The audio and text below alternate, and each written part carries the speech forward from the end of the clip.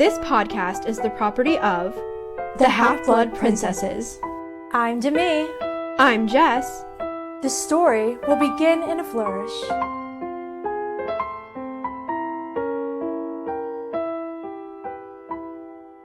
Hey everyone, welcome to episode 10 of the Half-Blood Princesses. I can't believe we reached double digits. Me either. It's like our podcast is growing up. It really is. If you don't follow us already, what are you doing? We have a Facebook and YouTube channel called the Half-Blood Princesses, a Harry Potter podcast, and we have Twitter and Instagram at HBPrincessesPod. Also, you can leave us a voicemail at 412-228-5435 and we'll feature it in a future episode. Speaking of voicemails, we got one from our friend Maddie. Let's hear it. Very Merry Christmas from your biggest fan. Y'all are just so awesome, and I hope y'all have an absolutely just blessed and wonderful day.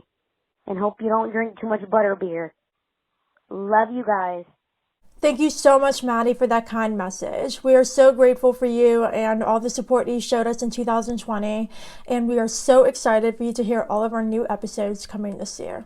So, Demi, what's the topic of special number episode 10? You guys, I've been waiting for this day for so long because we're finally talking about Neville Longbottom, my favorite.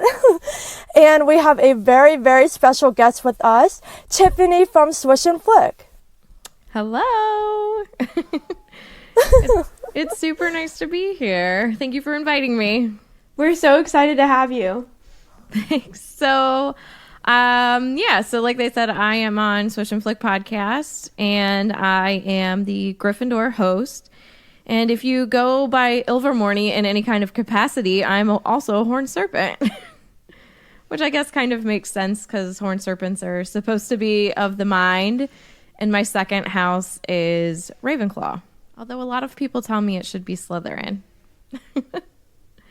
My wand is Hazelwood, Phoenix Feather Core, 9 3/4 inches, reasonably supple flexibility. My Patronus is an osprey, which is a bird of prey, which pretty much fits me. I am small but fierce. My favorite book is Deathly Hallows. My favorite character is Albus Percival Wulfric Brian Dumbledore. I love how you said his whole name. I know. That's great. Well, he's my guy, you know? But I think if I were at Hogwarts, my favorite class would be Charms. I love Deathly Hallows and I love Charms. I just finished Deathly Hallows again. It's just so good. It's so good every single time, and every single time I read it, I definitely pick up something new. Me too, every time. Yeah, that's what makes me happy is that this series ended in such a good way, because some series don't, and this series is that's just how awesome it is. Yeah, I agree. Thank you, Tiffany, for introducing yourself. We are so excited to have you back in our Tales of Magic and Mischief segment to talk all about Neville. But right now, let's get into the quote. It's time for Quick Quotes Corner. Today's quote comes from Chapter 36 of Harry Potter and the Deathly Hallows, called The Flaw in the Plan.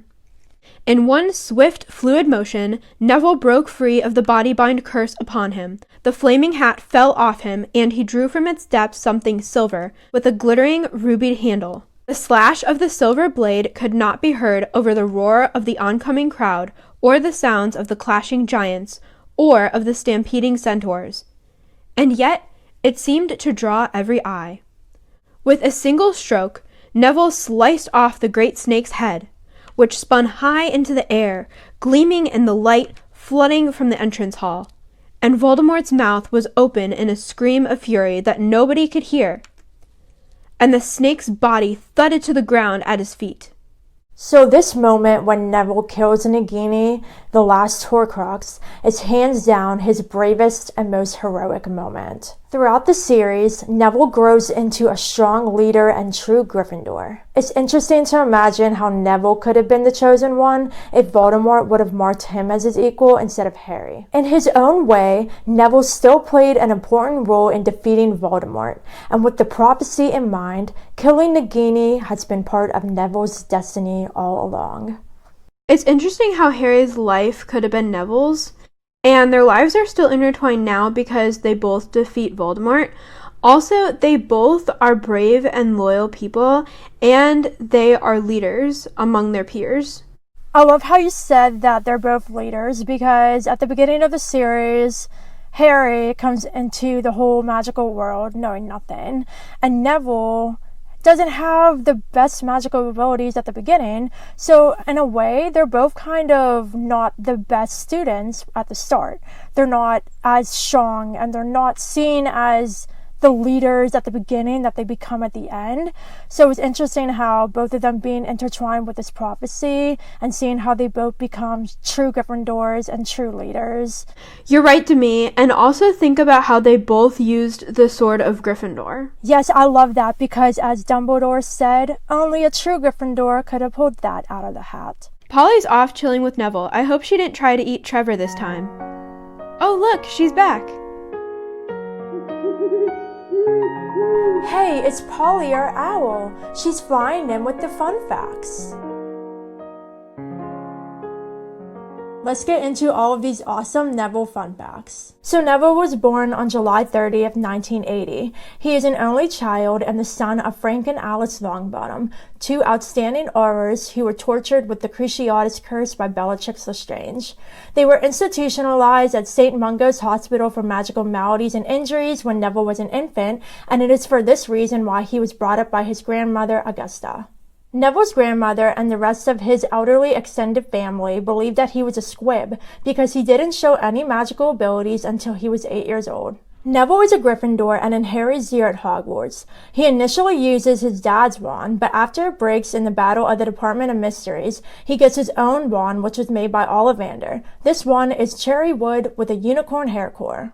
Neville has a toad named Trevor, which was given to him as a gift from his great-uncle Algy when Neville showed magical talent for the first time. At school, Neville is often forgetful and struggles with magic. He particularly has a difficult time in potions, and also his boggart happens to be Snape. On the other hand, Neville excels at herbology. Neville really starts to grow in his 5th year. When he joins the DA, he gains confidence and is able to perform a handful of defensive spells. He fights in all the major battles in the Second Wizarding War, the Battle of the Department of Mysteries, the Battle of the Astronomy Tower, and the Battle of Hogwarts. Most of all, he kills Nagini with the Sword of Gryffindor. After the battle, Neville, along with Harry and Ron, are recruited to join Kingsley Shacklebolt's progressive government as Aurors to clean up the department and finish the job of ending Death Eater power once and for all. After his Hogwarts years, Neville becomes the herbology professor and he marries Hannah Abbott. So that's a little bit on Neville, and now let's talk a little bit about Matthew Lewis, who plays Neville in the movies. I actually met him at Steel City Con in Pittsburgh a couple years ago, and yes, there were a lot of tears and hugs, but it was fantastic. Neville may be a Gryffindor, but Matthew is a Hufflepuff, and this is super ironic because Neville tried to convince the Sorting Hat to put him in Hufflepuff for so long that he was almost considered a hat stall, so I think it's super funny that Matthew is a Hufflepuff. The same can't be said for Matthew though, because when he got sorted into Hufflepuff, he wasn't super thrilled about it, but it all changed when he found out that Dwayne Johnson, aka The Rock, is also Hufflepuff. Now I have some hilarious tweets for you after Matthew found this out. If this is legit, I take back everything I ever said about being a Hufflepuff. I was obviously born to be in that house. It gets even better because then he tweeted, I just wish at The Rock was my Patronus. And Dwayne Johnson replied, and it's fantastic. So this is what he said. Hell yeah, I will in fact be the guardian of everyone's most powerful positive feelings. Can my Patronus be a silverback? At JK_Rowling. So this is just fabulous. I'm going to wrap up my Neville news with an interview that Matthew did with CNN in July of 2011 after Deathly Hallows Part 2 hit screens across America.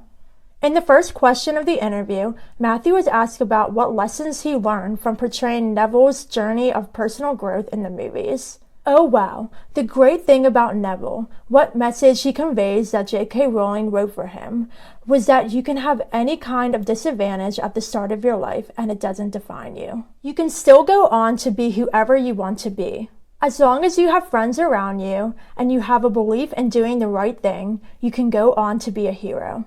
It doesn't matter what humble beginnings you came from. I think that's really inspiring. I think that's a really nice life lesson. I couldn't thank Matthew enough for saying this because this is the reason why I love Neville so much, and I couldn't have said it better myself. On that note, it is time to get into our Neville discussion with our fabulous guest, Tiffany from Swish and Flick.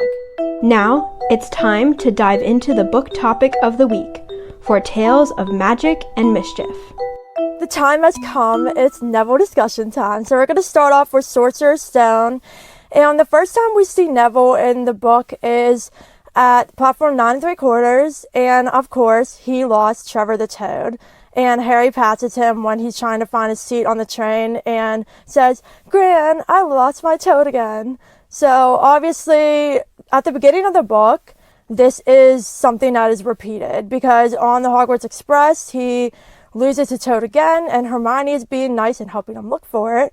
And then once they get to Hogsmeade Station and they're going up to Hogwarts, when they're taking the boats across the lake, he leaves Trevor behind, and Hagrid, being the amazing person that he is, realizes that Neville left his toad behind and got it for him. So I feel like introducing Neville in this way is really important because at the beginning of the series, he is seen as the character that's really forgetful. He's really sensitive, and this is a good way to introduce him because losing his toad is something that happens frequently. Yeah, it kind of sets you up to think that he's a certain way, and it also lays a really good groundwork for his character arc. Yeah, 100%. So the next thing we see is Neville's sorting. When Neville Longbottom, the boy who kept losing his toad, was called, he fell over on his way to the stool. The hat took a long time to decide with Neville. When it finally shouted, "Gryffindor," Neville ran off still wearing it, and he had to jog back amid gales of laughter to give it to McDougal and Morag. So again, poor Neville is making a fool out of himself in front of the whole school because he's so nervous. He's super jumpy and he's stressed out about his sorting, and yeah, he just is a hot mess right now. I think it's super interesting that Neville could have been in Hufflepuff because he has a lot of the qualities that Hufflepuff has, such as loyalty. But as we will see later, his bravery really shines. And I think that's why the Sorting Hat is so brilliant, because he's able to see the entirety of a person's mind and also what they're capable of. Yeah. Yeah, and Neville was actually almost a hat stall, which is basically when a Hogwarts student's sorting takes more than 5 minutes. And Neville was asking the hat to put him in Hufflepuff, and they went back and forth for quite a while until the Sorting Hat was basically like, "Nope, you're going in Gryffindor." Yeah, almost true hat stalls. So there's only been a few true hat stalls within Hogwarts history. And so when you think about a hat stall and they take so long to figure out what house you go into, I often wonder, is there any part of the Sorting Hat that is I know I say this all the time, but a seer, or can sense what will happen in the future with someone? And we know that students are sorted based on what they value. So Neville, in his case, he really values people who are brave because that's what he's constantly trying to live up to. Yeah, I agree. And I also think that your sorting also reflects the house that you aspire to be.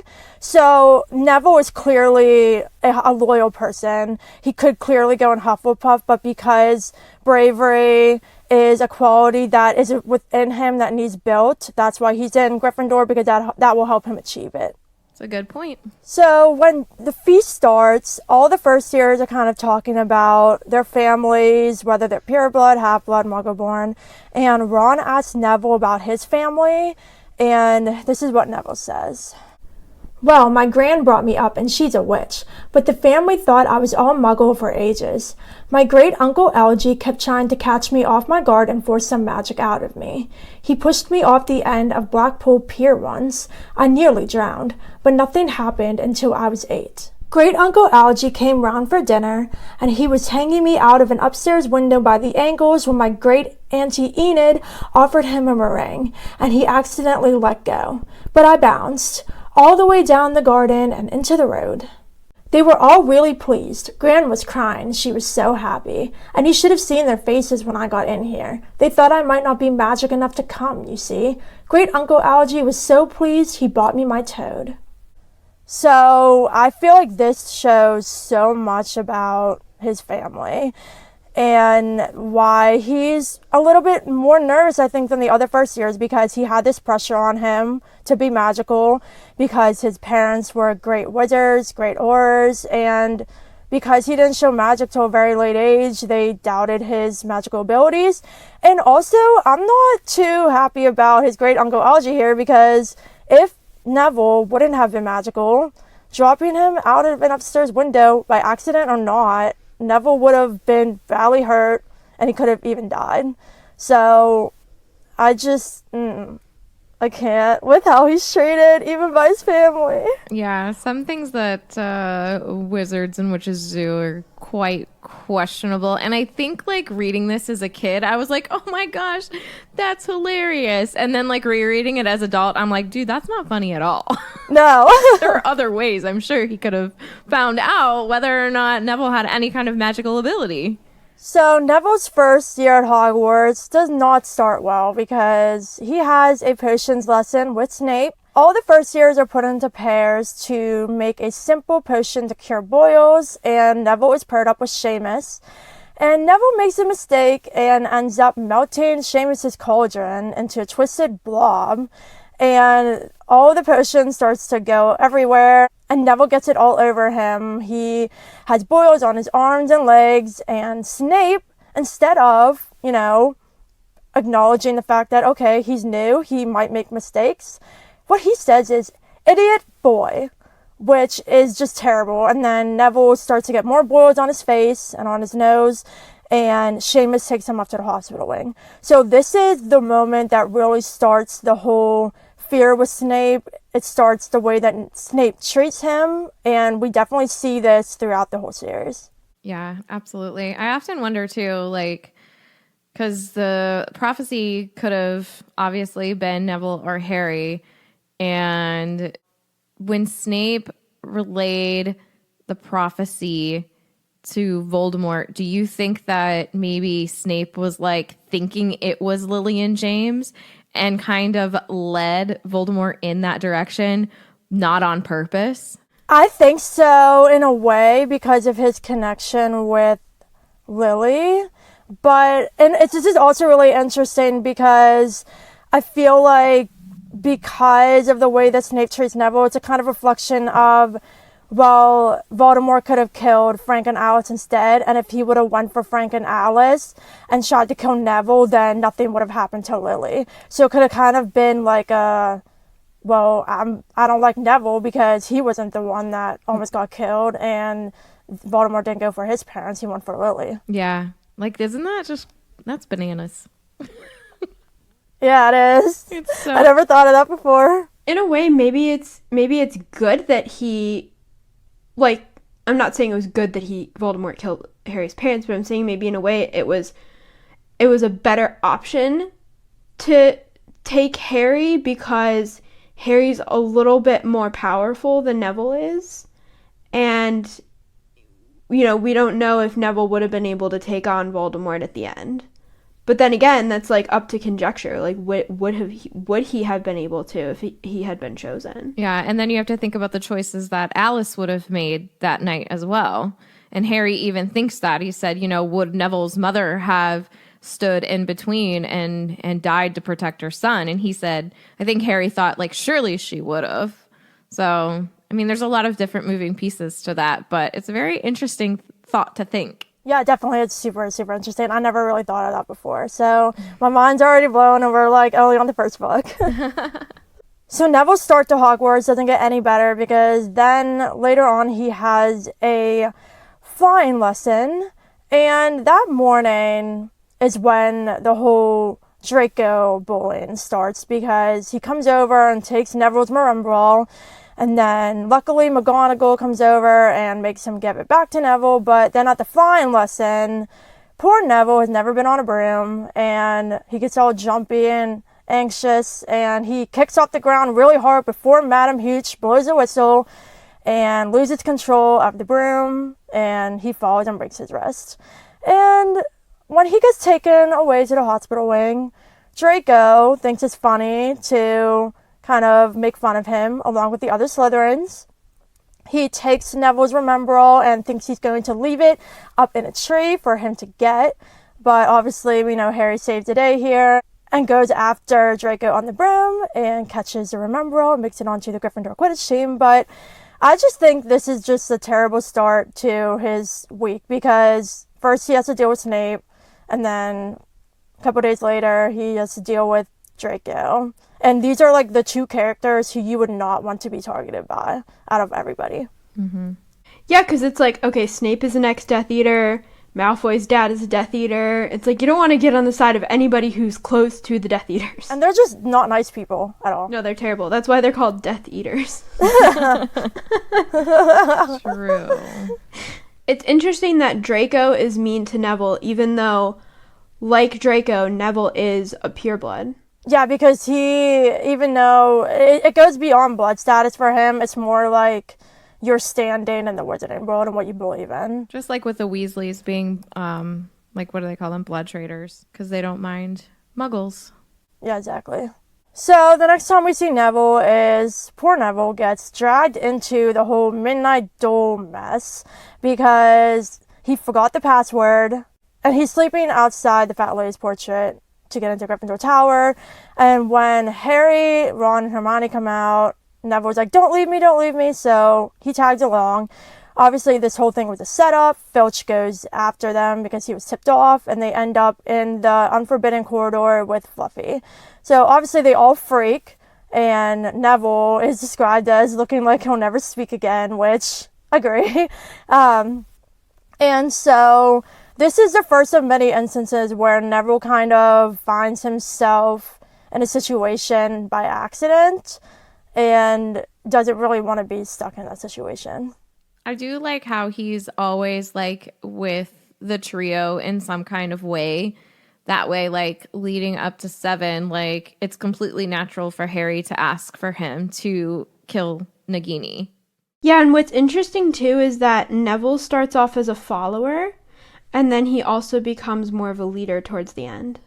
Mm-hmm. Definitely. Yeah, especially when he gets kicked out of Hogwarts. And, well, he doesn't get kicked out. He leaves Hogwarts in 7 because the Carrows were going to kill him. Like, so he completely, like, flips and becomes who he really, like, is in life. Definitely. So the next thing that happens is Draco hits Neville with the leg locker curse, and I think that this is a very significant part, even though it seems that it might not be. So when Neville comes into the common room, his legs are stuck together. Hermione performs a counter curse and tells him to go talk to McGonagall. And Neville was like, no. And then Ron basically tells him, like, you have to stand up to him. Like, don't let him walk all over you. Don't make it easy. And Neville, I think, shows a lot of bravery here because he tells Ron off, kind of. And he says, there's no reason to tell me I'm not brave enough to be in Gryffindor. Malfoy's already done that. Shout out to you for, doing that. And then Harry had this really nice thing to say. You're worth 12 of Malfoy. The Sorting Hat chose you for Gryffindor, didn't it? And where's Malfoy and stinking Slytherin?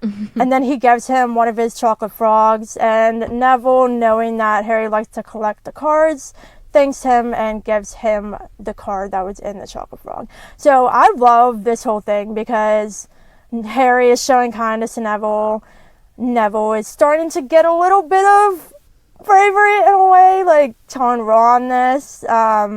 And this whole part kind of fuels, I think, his ability to start to stand up to people.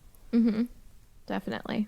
Soon after this, we have the Gryffindor versus Hufflepuff Quidditch match, and Ron and Neville are sitting together, and Draco, Crabbe, and Goyle come too, which straight up is, like, not good at all. So Draco has something to say about the Weasleys, Harry, and Neville, which, again, Draco not being nice. You know how I think they choose people for the Gryffindor team? It's people they feel sorry for. See, there's Potter, who's got no parents. Then there's the Weasleys, who've got no money. You should be on the team Longbottom. You've got no brains. Which, ouch. And then Neville is like, I'm worth 12 of you, Malfoy. Which, yes. But Draco's not done yet, because then he says, Longbottom, if brains were gold, you'd be poorer than Weasley, and that's saying something. Not cool. And then at this point, Harry goes into a dive because he's seen the snitch, and Draco is basically saying, oh, it looks like Potter spotted some money on the ground. You're in luck, Weasley. And then Ron goes out Malfoy, and Neville takes on Crabbe and Goyle single-handedly. Yes, he ends up knocked out cold in the hospital wing for a while, but, I mean, bravery here taking on these two. Absolutely. Yeah, I mean, he's braver than I was at 11. I'd be so scared. You know, think about this. He's only 11 years old, and he's taking on these guys who are twice his size almost, and there's two of them. I couldn't do that. That's pure bravery right there. This is also my favorite part in Sorcerer's Stone, because he says it timidly that he's worth 12 of them, but then he, like, gets up the nerve and just starts trying to beat them up. How can you not stand Neville? I'm sorry, guys. People who don't stand Neville, you're losing. That's awesome. So earlier we were talking about how Neville kind of finds himself in situations without, meaning to be caught up in them. And another time this happens is the whole detention and the Forbidden Forest thing after Harry and Hermione are trying to smuggle Norbert up to the highest tower so Charlie can take him away. So Draco obviously knows about the dragon, and Neville hears Draco talking about Potter's got a dragon. So Neville comes to warn them, but obviously this doesn't work out because McGonagall catches him and he gets detention too. To make it even worse, he's sent into the Forbidden Forest with the others, and he's first paired up with Draco, and Draco, being Draco, has to sneak up behind him and grab him, and Neville gets totally freaked out and sends up red sparks. So I mean I would too. If you're in the forest and you're looking for this hurt unicorn and you don't know what is out there and somebody grabs you from behind, I'd send up red sparks too, 100%. So I don't blame Neville here for freaking out. And honestly, what was the point? Why did Draco have to do this? It was so unnecessary. Kids do some really weird things. So for those of you who don't know, I am a first grade teacher, and sometimes kids just try things out. They're like little scientists with behaviors. So they'll just try things and I can even see it with my own daughter. She'll look at you and just try something just to see what the reaction is. So I think Draco is constantly pushing that boundary line. Okay, what can I get away with now? That's a really good perspective. Oh, you're so good. Because you have all these different perspectives. I love it. Oh, yeah, thanks. I love it too. It's awesome. Thanks. You guys are filling me up.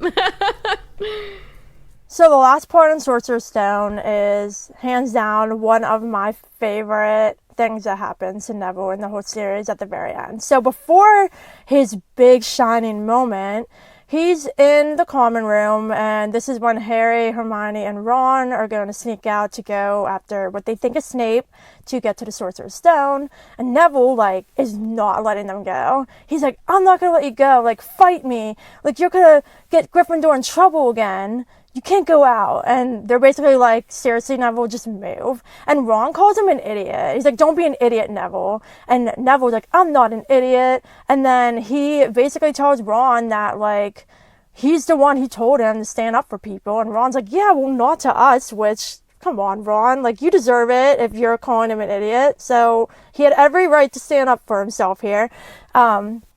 And then he blocks the portrait hole and then is basically telling Ron to fight him. Hermione hits him with Petrificus Totalis. And I feel bad for Neville because, he was trying to, do the right thing for what he believed for Gryffindor. And I get what Hermione did here because she didn't want him to get caught up in another thing. He already got caught up with the whole thing with Fluffy and then in the forest. Like, he did not want to be involved with this. So she got him out of that. But the greatest thing ever is that at the final feast, when the House Cup is being awarded, Harry, Ron, and Hermione obviously get 50 points each, and they are tied with Slytherin at that point. And guess who gets the last 10 points and wins the House Cup for Gryffindor? Neville. And I love what Dumbledore says. It takes a great deal of bravery to stand up to our enemies, but just as much to stand up to our friends. I therefore award 10 points to Mr. Neville Longbottom. So Neville wins the House Cup for them, and this is a great way for him to end his first year because he definitely had a rough one.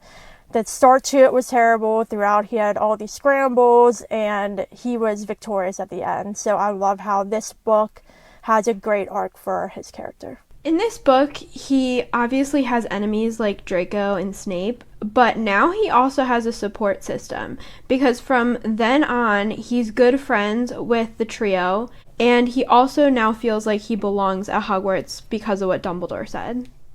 Exactly.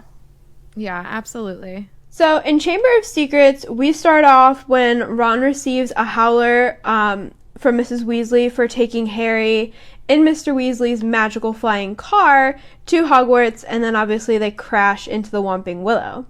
So at the breakfast table, Neville talks to Ron about the time his gran sent him a howler, and this is what he says. "You better open it, Ron," said Neville in a timid whisper. "It'll be worse if you don't. My gran sent me one once, and I ignored it and..." He gulped. "It was horrible." And then after he says this, he stuffs his fingers in his ears when Ron opens the howler. So this part is significant because we see again his relationship with his gran and how hard she is on him for the simplest things. You know, she gets angry when he forgets something. She's not very confident in Neville's magical abilities. So this part is just another glimpse into their relationship. Yeah, this kind of has the same kind of thing. Like, I have an older sister, and we did, like, a lot of the same things, and it was the kind of thing, like, she did it first, so just because I did it, it wasn't as big of a deal, or if I didn't do it as good of her, it was noticeable. And I feel like this is the same kind of thing with, like, his dad being an amazing wizard and Neville not living up to those expectations. So I totally relate to how Neville feels. And his gran really needs to realize that Neville is not his dad. He's his own person. Yeah. And he can do as good or as bad as he is able to do. Completely. So we have two more things in Chamber of Secrets to look at, and they both happen in the Dueling Club chapter. So in this part, people around the school are freaking out about the heir of Slytherin, and they're freaking out about who's going to be targeted next, especially Muggleborns. People are selling talismans, amulets, and other protective items. Neville Longbottom bought a large, evil-smelling green onion, a pointed purple crystal, and a rotting newt tail before the other Gryffindor boys pointed out that he was in no danger, he was a pureblood, and therefore unlikely to be attacked. "They went for Filch first," Neville said, his round face fearful, "and everyone knows I'm almost a squib." Aww. He's not almost a squib, okay? The only reason why he feels that way is because his family kept putting that pressure on him that he needed to be insanely magical, and the magical abilities he can do isn't good enough for them. Yep. You're not wrong. Like we said earlier, his confidence is shattered by the people who bully him, and he doesn't believe in himself yet. He's drilled to believe that he's not good enough. This next part breaks my heart a little bit. So, in the Dueling Club, Lockhart wants to demonstrate to everyone how to block unfriendly spells, which obviously he can't do, but anyways. He picks Neville and Justin Finch Fletchley, but Snape says that this is a bad idea. Longbottom causes devastation with the simplest spells. we'll be sending what's left of Finch Fletchley up to the hospital wing in a matchbox. Neville's face goes pink, and then Snape suggests Malfoy and Harry do the demonstration instead, which Lockhart agrees on. This is terrible. This is another scene where his confidence is shattered even more. Like, if he tried harder, he could probably do the spell. It's because Snape is around, and Snape, every time he's around, Neville is terrified, and just everything that he can do, all of his abilities, he just thinks he can't, because it just goes down the drain. Also, Snape makes a huge overgeneralization here because he mostly sees Neville in potions. So just because you're bad at one thing doesn't mean you're bad at everything. I can't stand how Snape treats him. Yeah, it's pretty bad. So Neville in his third year of Hogwarts is not really where we see him reaching his full potential. He's constantly being put down by certain professors, peers, and even himself. But like I said earlier, like, we can learn a lot about the way that we treat children, like, especially as like teachers, parents, and caregivers, and how that can go into affecting children, their confidence, their mindset, and even how they view themselves. So just keep that in mind as, you know, we dive deeper into Neville's character. So Neville kicks off his third year at Hogwarts with the Golden Trio and Ginny on the train when a Dementor enters into their compartment, and this sends Harry into his, like, I said sends Harry into his Horcrux, but that's, like, not canon speaking, but he, you know, he hears his mom screaming and all of that, but so after that, because Neville was there, unfortunately, he is the one who told people about what happened in the compartment, not at all purposefully trying to hurt anyone, but that's how Malfoy gets the information, and that's why Malfoy, you know, starts to, like, tease and bully Harry about Dementors, and we see that as, like, a little bit of a theme later on through the book, like wearing the hoods at, you know, the Quidditch match and all of that, where Harry actually does Expecto Patronum on him. That's great. I love that. It also makes me laugh because Fred and George are at the Gryffindor table in the beginning, and they're like, you know, why is Malfoy making fun of Harry? He was pretty scared on the train. Like, yeah. Gosh. So in the first divination class of the year, Neville breaks 2 teacups that belong to Professor Trelawney. So there's just like little mentions of him throughout this book. During Care of Magical Creatures, Neville kept backing away as he was bowing to the hippogriff, but that made the hippogriff not want to bow back. So he wasn't able to like approach or anything. So we see that he's not fully his brave self just yet. So then here's a nice potions class for us, right? Everybody loves potions with Professor Snape. So the following day, Neville and Harry are usually always at the receiving end of Snape's wrath because, like I said, probably the prophecy and the possibility of the Longbottoms.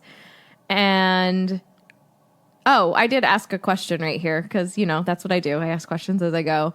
But did Neville ever find out about the prophecy, possibly meaning him? Like, we can answer that later on when we talk about 5, but I just thought that was interesting. Like, did he ever know? I don't think so either. yeah, that's what's baffling, is that Harry finds all this stuff out from Dumbledore, and some of it he shares, and most of it he doesn't. One of which is the prophecy. Right. I feel like since it involves him, he should have known. I mean, yeah. I don't know. I feel like if he would have found out later on, it maybe would have like really like given him a complex, like messed him up a little bit.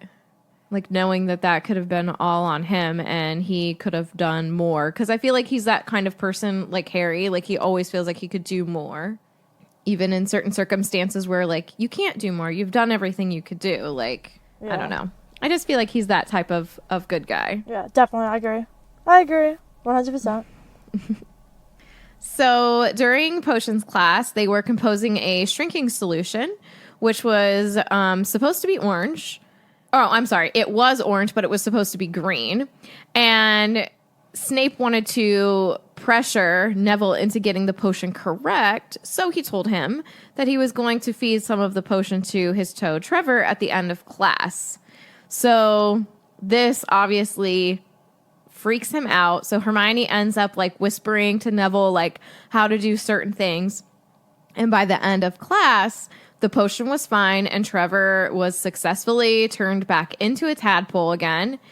But because Snape said Hermione was helping him, which she was, but whatever, the Gryffindors lost 5 points because of that. But like, you can see if Neville has a teacher, Hermione, that he's not afraid of, he's not bad at potions. She wasn't physically doing it for him. She was instructing him on how to do it. And if you have proper instruction, then your result is going to be positive. So you can see how Neville has that potential to be good or decent at potions. The problem is Snape. Yeah, this is hands down one of my least favorite Snape and Neville moments because it's just cruel. And yeah, I agree. Like, he never had any sort of support, instruction, or anything from Snape. He never had any encouragement, and it stumps his abilities and potions. Mm-hmm. I agree. And you can even see this with Harry in 6. Like, Slughorn's the potions master in 6, but Harry is still learning from Snape via, his Half-Blood Prince writings in the potion book. And so it's still Snape teaching, but there's that pressure that's not there. There's not that Snape looming in the background, like kind of like terrifying him, and he's able to focus more. And it's the same thing with both of these two. Harry and Neville are very much alike. Yeah, it's literally like Snape's presence. Like, anytime he walks in a room, like, it's his presence alone that causes the terror in them. Yeah, it is. When you're afraid, you kind of have like a fight or flight response, and Neville obviously wants to flee. So when your emotion of fear is clouding your brain, that's really all you can think about. So if all you can think about is running away from something that scares you, then obviously you're not going to do well. Yep, exactly.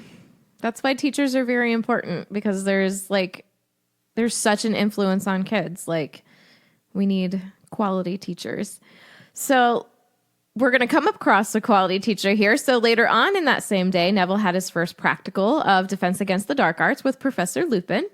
And this lesson was all about boggarts. And Neville was the first person to come up, using him as an example for what they were doing. So Neville needed to gain some confidence. And I feel like Lupin saw that in him. And in this moment, it had to be... like, he had to be feeling so much braver than he thought he was, because he's in front of everyone and he has to talk about the thing that he fears the most. Like, how embarrassing is that? But he still does it and he still says it. So we find out that Professor Snape is the thing or person that scares him the most. And I said, imagine having to see him so much. Like, every day he has to see him and have class with him. Not every day, but like a ton of days during the week, and you have to be with the thing that you fear the most. It's crazy. It's also humiliating for Snape because the rumor spreads across the school about it, which is my favorite part, is like Neville's able to face his fear and his fear knows about it, and he can't handle the embarrassment of what he looked like in his grandmother's clothes.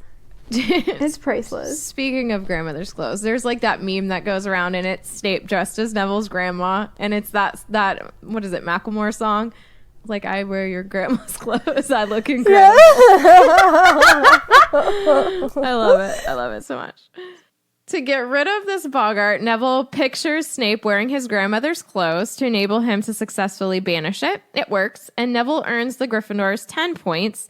And I can only imagine how awesome he felt earning the Gryffindors points. He got those 5 back that he lost earlier, and then an extra 5.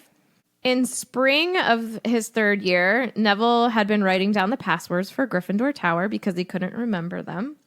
And he lost them. And this is how Sirius was able to enter the tower. And he was severely punished for this by McGonagall. He wasn't able to go to Hogsmeade. He had detention. And he couldn't have the passwords anymore. So he had to wait for someone every time he wanted to get into the tower. And I thought that this was kind of unfair, especially the last one. Like, that just is sad. Because Crookshanks actually stole those passwords. And it wasn't his fault. Yeah, and I honestly, like, McGonagall is one of my favorite teachers, and you can't really get mad at her here for, like, punishing Neville and not giving him any of the passwords anymore, because she was trying to protect all the students, you know what I mean?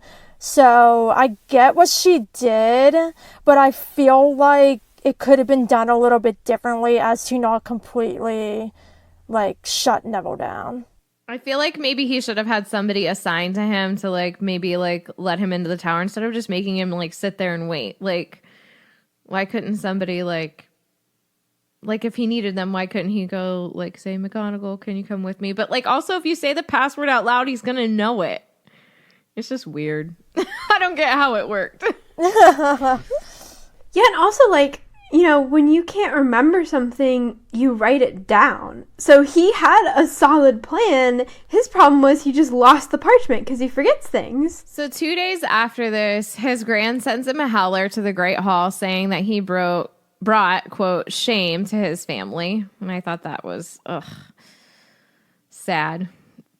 And then the last we hear from Neville in his third year is after his divination final, and he is told that if he tells anyone his results, he would suffer a serious accident. And I said, okay. Right. How is that a prediction anyway? Because 99% chance that that's going to happen. I know, he's always hurting himself. The first biggest moment with Neville in Goblet of Fire is Moody's Defense Against the Dark Arts lesson when he's teaching them about the unforgivable curses. So he asked the class if anybody knows any illegal curses, and Ron is first to say that one is the Imperious Curse, and his dad told him about this one. So Moody had brought along a jar of spiders for the lesson to demonstrate the curses. So he demonstrates the Imperious Curse, and then after this, he asks them if anybody else knows any other curses. And to Harry's surprise, Neville raises his hand and says that one is the Cruciatus Curse. And Moody kind of looks at him intently and is like, your name's Longbottom? Which is big because, you know, obviously he knows, I mean, we know he's Crouch, but either way, Moody and Buttercup Jr. both know what happened to Neville's parents. And this is like an awkward moment because the rest of the class is kind of shocked in the first place that Neville raised his hand. And now Moody's reaction is kind of odd too. But he demonstrates the Cruciatus Curse, and Hermione yells at him to stop. And this is what the book says. Neville's hands were clutched upon the desk in front of him, his knuckles white, his eyes wide and horrified. So imagine knowing that your parents were tortured by this curse and actually sitting in a class full of your peers watching the same thing happen to a spider and knowing that is how your parents lost their minds. Yeah, that's really sad. It's like almost a form of torture for him. Yeah, I know it's supposed to be a lesson for the students, but reliving that trauma is also terrible. Like, I can't imagine what he was thinking or feeling during that time. So obviously after this, the last curse is the Avada Kedavra, which Hermione says, and the last spider gets killed with that curse, and Harry isn't feeling too great either. So after the demonstrations, Moody tells them that using one of the curses will give you a life sentence in Azkaban, and then they spend the rest of the lesson copying down what all the curses are and taking notes on them. After the class, Neville is still super shaken up over this, and Hermione's asking him if he's okay, and Neville says he's fine, but clearly he's not. And he's stammering and everything. And this is when Moody comes over and tells him, come to my office, you know, let's have a cup of tea. And he tells him that he has books that might interest him. So later that day after dinner, Harry and Ron go up to their dormitory, and Neville is sitting on his bed reading. He looks better than he did before, but his eyes are still red, as though he's been crying. And he shows them the book that Moody lent him, which is called Magical Water Plants of the Mediterranean. And then he says something that makes my heart so happy. Apparently, Professor Sprout told Professor Moody I'm really good at herbology. Which, shout out to Sprout here, head of Hufflepuff House, my house. She is so kind and supportive of her students, unlike other professors we know. Snape. Neville rarely is told that he's good at anything, and receiving a compliment like this is just incredible. And it even says in the book that when he says this, he has a note of pride in his voice. So this is a great moment here, I think. Yeah, and I mean, like any other student, they deserve to be encouraged. They deserve to be complimented. And the fact that Professor Sprout is able to be that kind of teacher to Neville, especially when he needs that teacher and that person to encourage him, that's super important. Well, I think that Professor Sprout also inspires him for, his career path later on in life. He also becomes a professor. Yeah. I love Professor Sprout. She didn't get the recognition she deserves. I feel like she deserves more recognition. Mm-hmm. So the next little bit we have in Goblet is after the first task, and Harry has his golden egg. All the Gryffindors are in the common room, and they're telling him to open it, and when he does, it has that wailing sound, and he slams it shut, and then everybody starts to share their ideas of what the second task could possibly be based on the wailing. And Neville is one of them, and he says, "It was someone being tortured. You're going to have to fight the Cruciatus curse." Which, obviously, George is like, don't be a prat, that's illegal. But given everything that we just talked about with the Defense Against the Dark Arts lesson with Moody, this is clearly on his mind still after that lesson. And given that the first thing he thinks of when he heard the wailing from the egg is a Cruciatus curse and his parents, again, he's still very traumatized by it, and it is on his mind a lot. I feel so bad for him. And it's like none of the other students know. Like at this point, Harry doesn't even know. So it's just interesting to like see their reactions because, someone who doesn't have an experience with the Cruciatus curse like Neville does because of his parents, saying that like, and just making fun of that idea, how George did, it probably wouldn't have been a big deal. But because of what Neville experienced and they don't know that, it's kind of interesting to see like how that dynamic is. It also just shows how often Neville is brushed aside. Like what he says sometimes doesn't matter to people. And that's another instance where I feel sorry for him because he deserves to be heard. Yeah, and because of the way that he is treated, like if he had closer friends, this would have been a time to be like, oh, by the way, like, my parents were tortured by the Cruciatus curse. But because he doesn't have that relationship with any of them and he doesn't feel like he can be open, he keeps that to himself. So the last part in Goblet that we're going to talk about is kind of indirectly with Neville because he isn't actually in the scene, but this is after Harry sees the memory and the pensieve of Crouch's trial. And they're talking about Neville's parents and what happened to them. And Harry asked Dumbledore, were they talking about Neville's parents? And Dumbledore is kind of surprised and is like, what, like, Neville never told you why he was brought up by his grandmother? And Harry's like, no. And then this is a moment here, kind of going back to what Jess was saying about, him kind of being brushed aside. Harry kind of thinks to himself about how he couldn't have asked him. I mean, he's known him for almost 4 years. And Harry wonders why he never asked Neville why his grandmother brought him up. So I think this is a big eye-opener for Harry right here, because afterward Dumbledore told him the truth about Neville's parents and about how Bellatrix tortured them with the Cruciatus curse to get information about Voldemort after he lost his powers. And When Harry's leaving, Dumbledore tells Harry not to share the information with anyone because Neville has the right to tell everybody when he's ready. So this is a very significant scene, I feel like, because we both see Harry kind of feeling guilty in a way, and also Neville not telling anybody yet because he doesn't feel comfortable. And he isn't going to tell anybody because he still doesn't have that trust in his friends. And also telling people means that he has to face it and he has to come to terms with what happened to his parents. And, he's not ready for that.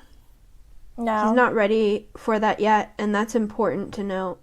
Mm-mm. Yeah. So the first time we see Neville in Order of the Phoenix is when he and Ginny and Harry are looking for a compartment on the Hogwarts Express, and they run into Luna.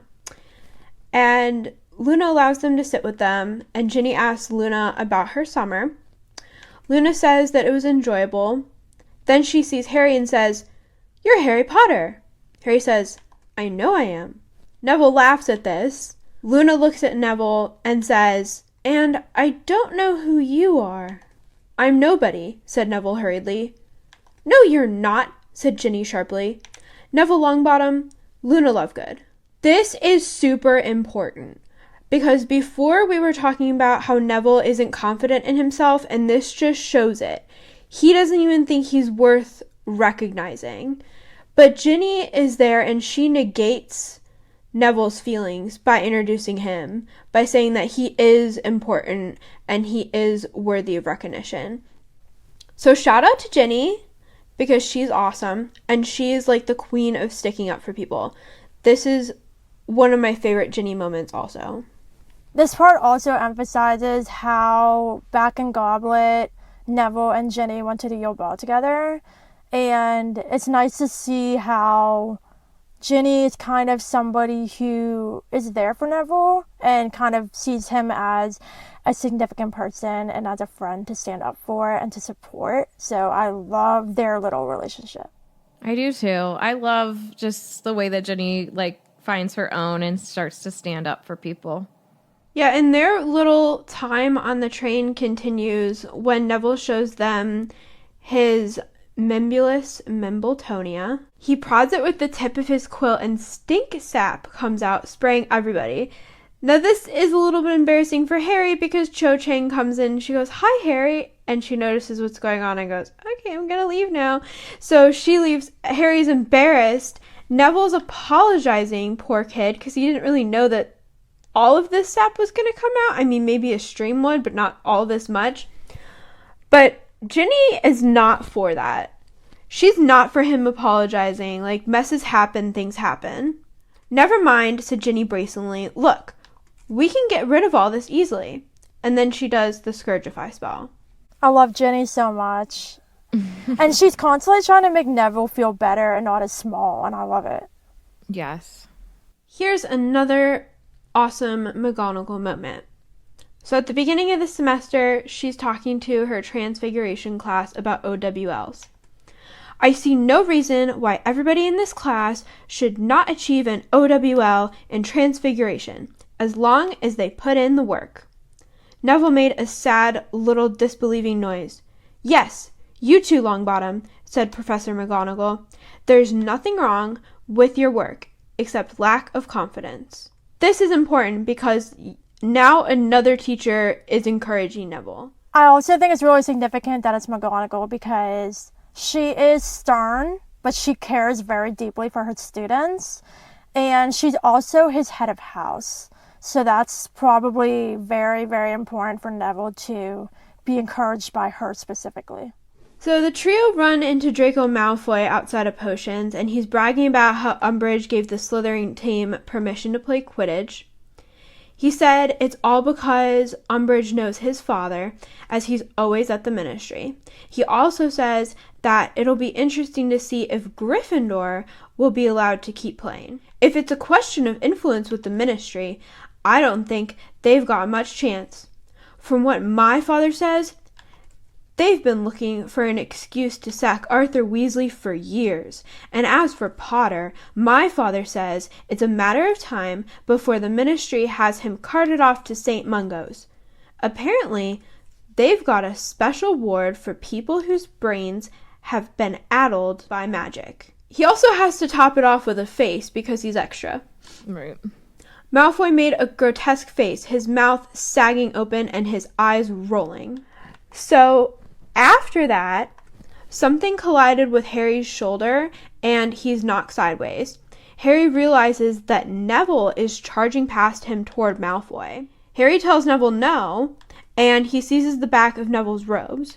Neville struggled frantically, his fists flailing, trying desperately to get at Malfoy, who looked for a moment extremely shocked. Harry tells Ron to help him with Neville, and Harry flings an arm around Neville's neck and he drags him backward. Crabbe and Goyle step forward in front of Malfoy, but Ron grabs Neville's arms and they manage to get him back in the Gryffindor line. Neville's face was scarlet. The pressure Harry was exerting on his throat rendered him quite incomprehensible, but odd words spluttered from his mouth. Not funny. Don't. Mungo's. Show him. Snape comes out of his classroom at the perfect time, and he sees the commotion. He takes 10 points from Gryffindor, as is his custom, and he tells Harry to release Neville or it would be detention for Harry. So Harry lets go of Neville, and Harry says, "I had to stop you," Harry snapped, picking up his bag. "Crabbe and Goyle would have torn you apart."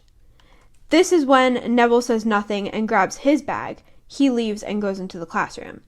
So this part is important for multiple reasons. One, because Malfoy doesn't know what he said to hurt Neville because no one knows about his parents. Two, Draco was actually trying to insult Harry here. And to his delight, he insults two people, Harry and Neville. But it's Neville who steps up to fight Malfoy instead of Harry, because Harry usually does fight Malfoy. So that part is important. And also, this is one of the first times in the later books that Neville actually stands up to Malfoy and he tries to fight him. If Neville had been released and Harry hadn't caught him, we really don't know what would have happened in the fight. But this is another insult to Neville because Harry's basically saying, well, you can't take him on. So Malfoy just insulted Neville about his parents, and then Harry has to add to it. It's just so sad. His reaction is so sad. And then we were talking about Malfoy's reaction too, because it said he looked like shocked. So I was wondering, like, was Malfoy shocked because Neville actually like did something, or like, because we just wonder if Neville or if Malfoy knew about Neville's parents in any kind of way, because his dad, I mean, is a Death Eater. And his aunt is the one who was part of the torturing. Part of me thinks that Draco does know. Maybe he doesn't know, like, specifics, but given that Bellatrix is his aunt, I feel like Draco would at least know that she tortured Neville's parents with the Cruciatus curse. I feel like that'd be something that was talked about in his family that he would have known. But in that instance, like Jess was saying, like, I don't think he was intending that to be said at Neville because he was talking to Harry, but indirectly it affected Neville. So yeah, I think he might have known. I'm not 100% sure though. There's no way to know that for sure, but it's interesting. Right. I mean, and part of me thinks that he doesn't. Because of the shock? Yeah. Yeah. Or it could have been just shock, like you were saying, of the fact that Neville was charging him. So it's interesting to see, like, what his shock was representing. Yeah. You don't know. Questions. Neville told Umbridge he wasn't afraid of the Thestrals and that he could see them because his granddad died. In Goblet of Fire, Dumbledore tells Harry that Neville goes to see his parents at St. Mungo's. So later on in the book, after Arthur Weasley was bitten by the snake and they're all there, Hermione, Harry, Ron, and Ginny run into Neville at Christmas at St. Mungo's.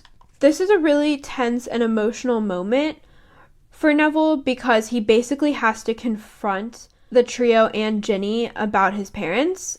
And he has to cope with the loss of his parents at such a young age. And his grandmother puts pressure on him, like we said, to be like his father. And as readers, we start rooting for Neville. We want him to succeed. We want him to show his grandmother that he is a good wizard.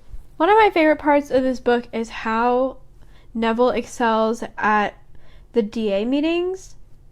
So when Harry begins teaching the DA for the first time, Neville has no partner. So Harry pairs up with him and they practice disarming charms.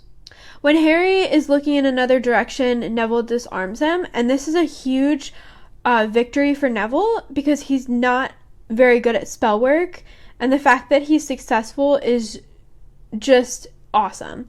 And then later he's able to disarm Hermione, and then he masters the impediment jinx, and he's able to freeze Harry. He gets better at the stunning spell. The book says, "True, Neville did stun Padma Patil rather than Dean, at whom he had been aiming, but it was a much closer miss than usual." So this is awesome. He's getting a little bit more accurate. And then later on, after the Christmas holiday, he was improving so fast it was quite unnerving. And when Harry taught them the shield charm, a means of deflecting minor jinxes so that they rebounded upon the attacker, only Hermione mastered the charm faster than Neville. It's also significant that in the DA classes, Harry teaches them about Patronus charms. Neville is having trouble producing a Patronus. Only feeble whiffs of smoke come out of his wand tip. "You've got to think of something happy," Harry reminded him. "I'm trying," said Neville miserably, who was trying so hard his round face was actually shining with sweat. I wonder if after the Battle of Hogwarts, when Neville's super victorious and everything, I wonder if he's able to produce a Patronus after that because of how he succeeded. Does he produce one during the battle?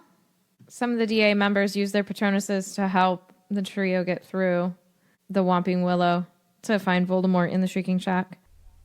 Yeah, but I think the only ones described in the book of showing up to help them are Luna, Seamus, and Ernie. Those were the three that came to help them. So I don't know if Neville actually produced one in the battle because it was never described that he was one of them. Okay, yeah, you're right. The next time we see Neville is when they go to the Ministry of Magic because Harry believes that Sirius is being tortured in the Department of Mysteries. Once they get there, they get to the door that Harry has been dreaming about, and Harry says that some of them should stay behind as a lookout. Neville says, "We're coming with you, Harry." So Neville is determined to help in this mission, and he keeps the whole group together, which shows leadership and bravery. Like, he is not going to stay behind. The group makes it to the Hall of Prophecies, and they go to row 97. It's there that they see the prophecy that has Harry's name on it. So Harry goes to grab it, but Neville tells him not to. It's interesting in this part because Neville got bad vibes from this prophecy, and obviously he's feeling anxious from the complete strangeness of the situation. But given that the prophecy technically refers to Neville to before Harry was marked as Voldemort's equal, this makes a fascinating moment. It's kind of weird because, kind of how we were talking about earlier, Neville didn't know about the prophecy, but this kind of shows a little bit of, like, maybe he got a feeling about it, but didn't know what exactly was going on, but he got some kind of feeling that there was something significant about that prophecy. Like you said, it's a fascinating moment because there's so many different, like, moving pieces and parts to the choices that we made and the repercussions of those choices, and it easily could have been Neville as well. So the Death Eaters show up and Harry gives the order and Neville says reducto. Neville, Harry, and Hermione find themselves in the time room, and a Death Eater tries to hit Hermione with the killing curse. So Harry launches himself forward and he grabs the Death Eater around the knees when Neville shoots Expelliarmus.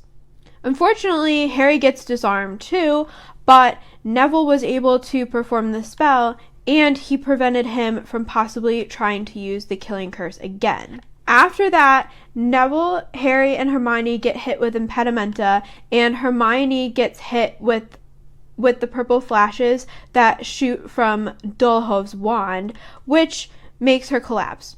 Neville goes over to her, and Dullhoff kicks at Neville's head. So his foot breaks Neville's wand and slams into his face, which gives him a broken nose. Poor kid. So after that, Harry tells Neville to stay with Hermione, but Neville is determined to help Harry.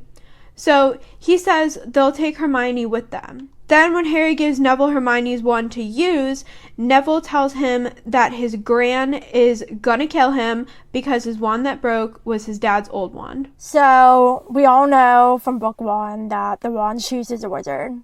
Neville was given his dad's wand. I understand why his grandmother did it.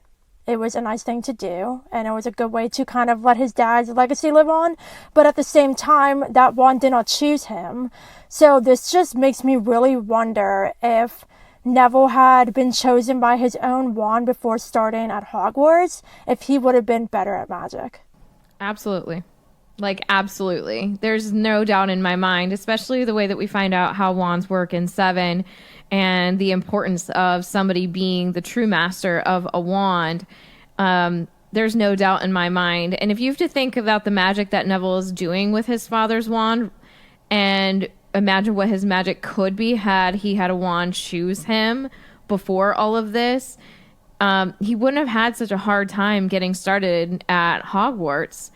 And I'm just glad that, after this, he eventually gets his own and has a wand choose him.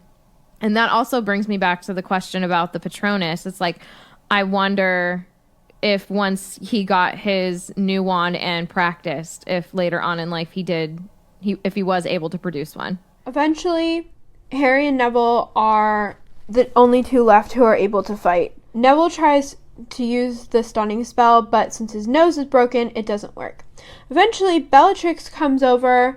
She uses the Cruciatus curse and threatens to curse Neville some more if Harry doesn't hand over the prophecy.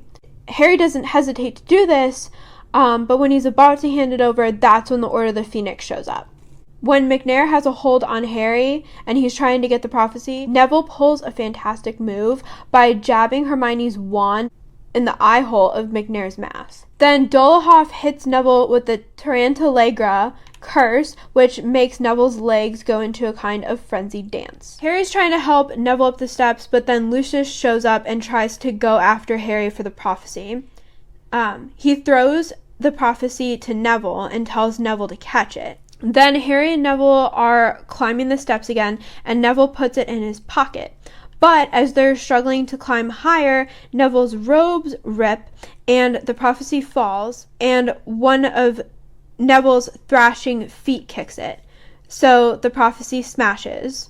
The prophecy is then spoken by a white figure, but no one hears it. Neville did fantastic in this battle. He might not feel like he did, but he really played his part. Yeah, and it's super important that the Death Eaters don't hear the rest of that prophecy. So it's kind of ironic that, like we were talking about, the prophecy has Neville in it, but Neville doesn't know. And he's basically holding something that could tell him something, but he never finds out because he breaks it. After the Battle of the Department of Mysteries is over, Harry goes into Dumbledore's office, and that's where he finds out about the prophecy. So in Neville's 6th year, he sits down with Luna and Harry on the Hogwarts Express, and he is disappointed that the DA meetings are not going to be continuing this year because they don't need them anymore because Umbridge is gone. And Romilda Vane came in the compartment, and she tried to insult Neville and Luna to look good in front of Harry, and this epically backfired against her because Harry told her that they were some of the most loyal friends that he's ever had. And I said that that's super incredibly true. So on the train, Neville is also invited to join Slughorn in his train compartment, but Neville didn't really make the cut to become a member of the Slug Club, which is lame in my opinion because he's awesome. But he does end up being a server at the Christmas party for the Slug Club, which is kind of strange. Who would want to be a member of the Slug Club, honestly? I wouldn't want to be collected, you know what I mean? Yeah, no, it's just very odd. Like, Yeah. I like Slughorn as a teacher, but this is just a very odd thing about him. I don't like it. Yeah. So we know a little bit about what Neville got as far as owls. He got at least 4, 1 outstanding, 2 exceeds expectations, and 1 acceptable. He was cleared to take herbology, charms, and defense against the dark arts, but he was not able to continue at the newt level for transfiguration. And when Neville seems a little bit disappointed that he's not continuing with transfiguration, McGonagall's kind of like, I never thought that you liked that class, pretty much. And she stands up for Neville in this moment. Neville only wants to continue on with that because of his grandmother, because she wants him to be an Auror like his parents. It's problematic because that kind of thing can, get inside your head and really affect your performance and your joy in life. So she basically tells him that his grandmother needs to be proud of the grandson that she has. And rightfully so. I love McGonagall here. Yeah. We don't see a whole lot of Neville in this book because mainly, it's about Horcruxes and Voldemort's past. But we do know that at the end of the school year, Neville is part of the Battle of the Astronomy Tower. He got the message on his coin that was used for the DA, which I think is absolutely adorable that he still carried that around in the hopes that, they would get together again. So he was one of the people that was standing guard outside of the Room of Requirement in case anything happened while Harry and Dumbledore were gone hunting the Locket Horcrux. And something does happen, but Malfoy uses Peruvian instant darkness powder to avoid getting caught coming out of the Room of Requirement. And then we find out that Neville was injured during this, and that kept him up in the hospital wing for a while. He was, however, able to attend the funeral of Dumbledore, and Luna helped him into his seat. So you can imagine he got injured in some kind of a serious way. But he's still he was a fighter, and even though he got injured, he kept fighting, that didn't let him stop him. After his experience with the Department of Mysteries didn't turn out perfect for him, that didn't shy him away from fighting again. Yeah. He's the perfect example of a person that falls down a bunch of times and is able to get back up again. If you think about it, he's been bullied throughout these books. He's been scolded by his grandmother, and he just keeps getting back up again. That's a super admirable quality. I agree. So in Deathly Hallows, obviously the trio is off hunting for Horcruxes, but while they are doing this, Neville and other DA members are back at the school fighting as hard as they can from the inside. And Neville is one of them that is truly a leader here. And when the trio is camping at a riverbank in Wales, they overhear a conversation with Fred and George's extendable ears between the goblins, Dean, Ted Tongs, and Dirk, and they're talking about students who snuck into the headmaster's office and tried to steal the Sword of Gryffindor out, and they were caught by Snape as they were smuggling it out of the office. Obviously, the trio wants to know more about this, so Hermione gets Phineas Nigellus's painting out of her beaded bag that she took from Grimmauld Place. I love Phineas Nigellus. I love him. So basically, he tells them that Ginny, Neville, and Luna were the ones that broke in, and he called Neville an idiot and Luna an oddity, which is awful, but Hermione sticks up for both of them. But the whole important point here is that Neville is still fighting, and he's still being a leader. And this really shows when Harry, Ron, and Hermione eventually get back into the castle. When they're with Aberforth, he tells Ariana's painting to, help them get in. And this is when we find out that behind her painting is a passage that leads back into Hogwarts. And Neville is the one that comes, and he's looking rough. Black eye, scratches all over his face. His hair is longer than usual. His clothes are torn. He's a mess. He's super thrilled, and he tells them all about how Hogwarts has been. The Carrows are in charge. Amicus, who runs the Dark Arts class, makes everybody practice the Cruciatus Curse on students in detention.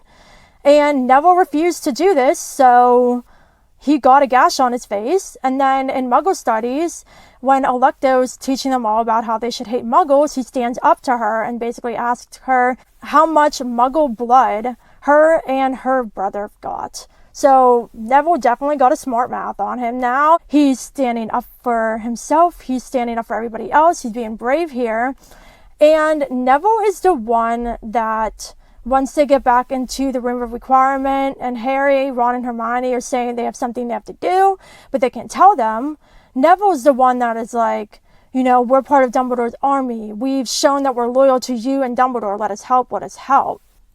And eventually Ron and Hermione convince Harry to give in and trust them with some information that they're looking for something to do with Ravenclaw, but don't actually say what it is. This is a big moment for Neville here because at the beginning of the books, he was kind of a follower. He was kind of scared, frightened, and now he's a leader. And because Luna got taken away from Hogwarts at Christmas and Ginny didn't come back after Easter, Neville became the true leader of everybody he was left behind. So this is just fantastic. Part of me is annoyed a little bit that Harry had to be convinced by Ron and Hermione to trust him with, like, sensitive information. I mean, here he is holding down the fort for him, and Harry hesitates. I wouldn't have hesitated. I mean, I think it's more the fact that Dumbledore didn't entrust the information. Yeah, it's something he learned from Dumbledore. But then in the end, he thinks like he doesn't want to be like Dumbledore in that sense. And he needs to learn how to like open up and trust other people. It's a learned behavior for sure. Also, during this whole part in the Room of Requirement, Neville still has his golden coin from the DA to this point. And he sends a message to everybody else to come, that Harry's back and we're going to fight. So Neville took it upon himself to basically recruit all the troops who are going to be fighting, which is fantastic. So when the battle starts, Neville puts his herbology skills into action because Harry sees Neville with Professor Sprout and other students running with mandrakes, and they're going to lob them over the castle walls at the Death Eaters. And then down in the entrance hall, Neville has his venomous tentacula, and he is throwing that at Death Eaters too, so it wraps around them. So he's doing fantastic. After Harry goes into the Pensieve and sees Snape's memories and learns of his destiny, he's on his way out of the castle and to the Forbidden Forest when he sees Neville. Neville is one of the survivors who is looking for the bodies of the fallen fighters and taking them back into the castle. When Harry takes off his invisibility cloak, Neville is very concerned. He thinks that Harry is going to turn himself in, and Harry reassures him that it's all part of the plan because he doesn't want Neville to know that he is planning on facing his own death. But he does tell him to kill the snake. And I think this is very, very important because Dumbledore died knowing that 3 people knew about the Horcruxes: Harry, Ron, and Hermione. And now Harry, who is planning to die, is trusting Neville to be the 3rd one in on the secret. So this is so amazing because only 2 books ago, in Order of the Phoenix, Harry was hesitant to let Neville come along to the Ministry of Magic, and now he's trusting him with this very, very important task. Neville says that he will kill Nagini, and when Harry turns to go, Neville grabs his arm and says, "We're all going to keep fighting, Harry. You know that." And this is such a strong moment here because it shows Neville's bravery, and it shows Neville's bravery even more when he does kill Nagini, which is his greatest moment in the entire series. This is after everybody believes Harry is dead. All the Hogwartians and fighters are screaming in grief and sadness and terror and everything. And Neville's the one that comes forward. Voldemort attacks him and he falls and his wand flies out of his hand. But Voldemort basically says, like, you know, you're Neville Longbottom. And, you know, like, you can help me. Like, we need people like you on our side. And he's like, I'll join you when hell freezes over. Which, shout out to him for straight up saying that to the Dark Lord. And then Voldemort's like, well then. And then he conjures the sorting hat, sticks it on his head, and lights it on fire. And a ton of stuff happens at this point. Centaur join in, giants start fighting. It just becomes a total mess, but Neville takes the hat off his head and pulls from its depths the sword of Gryffindor, and he cuts off Nagini's head, killing the final Horcrux. And he's not done fighting yet, though, because once they are back in the entrance hall, he is fighting Greyback, the most terrible werewolf, along with Ron. Even though Neville wasn't the one who was marked by Voldemort as his equal, and he wasn't the chosen one. Neville still played a big role in defeating part of Voldemort's soul, killing Nagini, and in his way, he did have a place in the prophecy and in Voldemort's downfall. So I love how this ends for him. It's an incredible character arc. Neville was my favorite character for many of the reasons that we talked about, but just that he was triumphant at the end and he was able to rise above and do this incredible thing is just fantastic. Neville is the classic underdog. Against all odds, he is able to help Harry, he's able to be a leader, and his bravery really shows at the end. Which is why a lot of people kind of overlook Neville, because he's just the kid that's picked on. But really, if you take time to look into his character, he is a fantastic person. And he's really worth rooting for. I also think that at the end is when everybody kind of realizes Neville's potential and what he's capable of.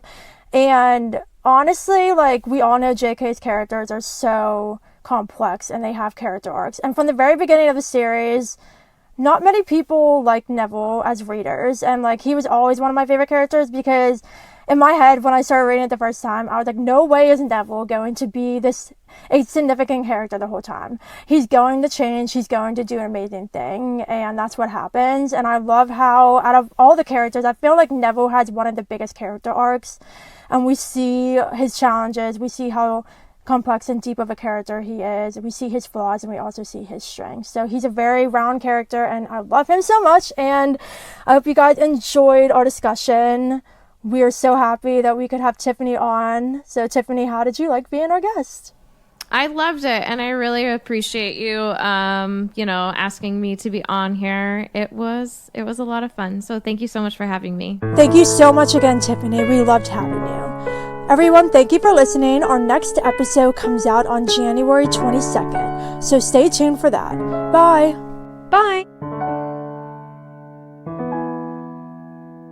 Thank you for listening to this chapter of The Half-Blood Princesses, a Harry Potter podcast. Hedwig's theme and Leaving Hogwarts in this episode were originally composed by John Williams and arranged by me. Until next time, mark this page with a magical bookmark.